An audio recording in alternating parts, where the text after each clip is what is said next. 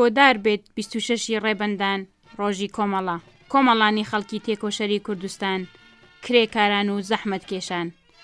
کۆمەڵا لە 26 ڕێبەندانی ساڵی 1357 هەتاوی خەباتی ئاشکرای خۆی ڕاگەیاند. ڕێکخراوێکی سیاسی کۆمۆنیست کە دوای نزیک بە 10 ساڵ خەباتی نهێنی شێلگیرانە و سازماندراو درێژەی بە تێکۆشانی خۆیدا و بەردی بناغی دامەزراوەیەکی بنیاتنا کە بوو بە ڕەوتێکی ڕێنوێن و ڕێنیشاندەر و هێز و توانا و ورەیەکی نوێ ئاژین کردە ناو دەستەی بزوتنەوەی شێوڕژگێڕانەی کوردستانەوە. لە دوای ئاشکارکردنی خەباتی نهێنی خۆی، دوای گیانبەخکردنی هاوڕێ ڕابەر کاک حەمەحسێن کەریمی، کۆمەڵە و بیر و بۆچوونەکانی زۆر زوو بە پانتایی کوردستاندا بڵاو بووەوە و ڕەگی لە دڵی خەڵکی هەژار و ستەمدیتی کوردستاندا داکوتا و بوو بە وردی سەرزمانی هەموو چین و توێژەکانی ئەم کۆمەلگایە.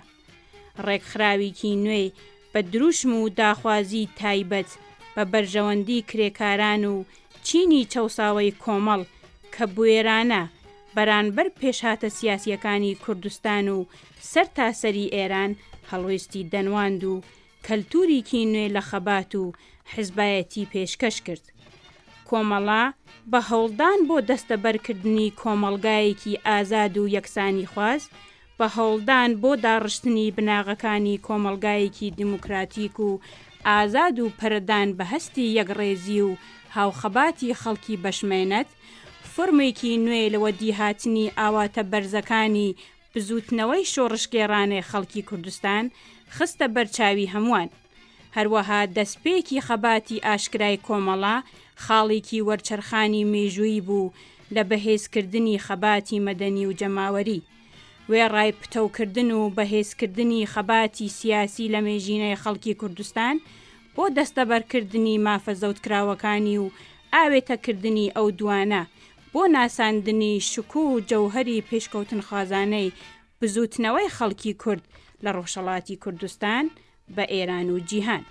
ڕێزگرتن لە ڕۆژی 26 ڕێبەندان ساڵڕۆژی ئاشکرابوونی چالاکی کۆمەڵا، ڕێزگرتنە لە خەباتی ڕەوای کرێکاران، ژنان، لاوان و خەڵکی چەوساوە و زۆر لێکراو بۆ سڕینەوەی هەموو چەشنە ستەم و هەڵاواردنێک و دەستەبەرکردنی دنیایەکی یەکسان و ئازاد و دوور لە زۆرداری.